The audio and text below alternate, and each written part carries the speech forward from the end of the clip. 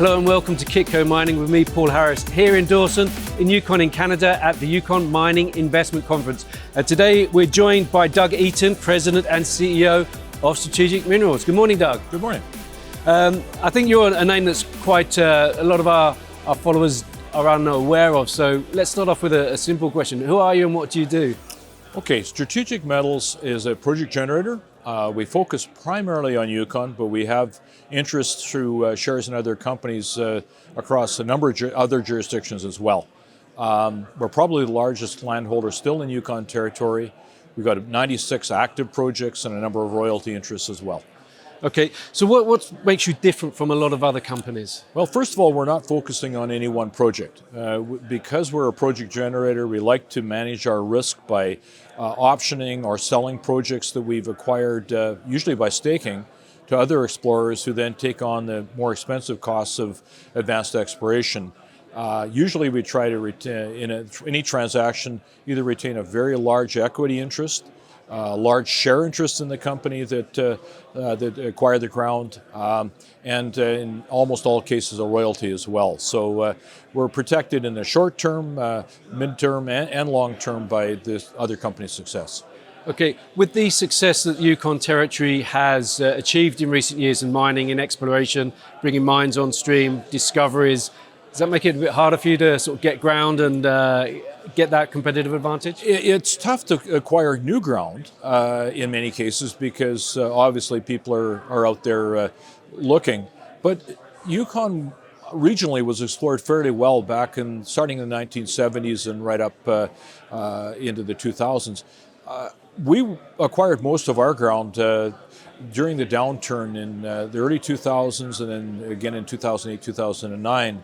So we're already really well positioned. We don't need to go out and acquire new ground. We've already got great claim blocks. Okay, so that being the case, what are the main goals or aims for this year? Okay, multifaceted. We're working with our partners and companies that we have large share positions in to continue to advance their projects. An example in Yukon is Rockhaven's Claza property, which is moving towards a pre-feasibility, and they'll be starting permitting probably next year. It's a great project in central Yukon gold-silver vein system, and we're a large shareholder. We got about 30% of their shares, so we hope that they move forward well. In the Tombstone Gold Belt, where of course Victoria Gold is producing, Victoria Gold is producing, and Hecla is about to go back into production, and of course Snowline's made a fabulous discovery. We've got a number of projects we've already sold or optioned to other companies in the belt, and we still retain 100% ownership of 12 other projects, including the Mount Hinton project, which is nested right in alongside Hecla's and Banyan's ground in the Mayo area, and further east, the Lance property, which lies between Mayo, the Mayo projects, and the Rogue. So I think we're really well positioned in that belt. You're getting a lot of inbound calls for properties and projects? Yeah, we've done a number of deals this year already. We've got a critical metals deal that involves 11 of our properties, which is just about to finalize. That'll increase our royalty position to 23 properties we hold NSRs in. We've got a number of properties under option, including a porphyry that target that lies just south of Casino that Benjamin Hill is drilling on this year. They've completed their IP and are about to start the drill part of it. We've got our fingers in a lot of pies. A lot going on.